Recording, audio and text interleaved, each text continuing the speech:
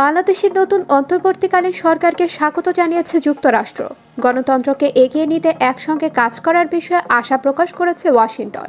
যুক্তরাষ্ট্রের পররাষ্ট্র দপ্তরের মুখপাত্র ম্যাথু মিলার বৃহস্পতিবার সাংবাদিকদের একথা বলেন। ম্যাথু মিলার বলেন, সাম্প্রতিক সহিংসতা বন্ধে ডক্টর ইউনূসের আহ্বানকে আমরা স্বাগত জানাচ্ছি।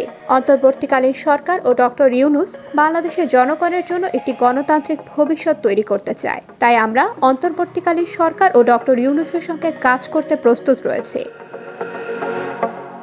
বাংলাদেশে যুক্তরাষ্ট্রের সর্বোচ্চ পদমর্যাদার কূটনীতিক হেলেন লাফাভে উপদেষ্টাদের শপথ অনুষ্ঠানে যোগ দিয়েছেন এবং অন্তর্বর্তীকালীন সরকারের সঙ্গে যোগাযোগ রাখছেন বলে জানান ম্যাথু মিলার।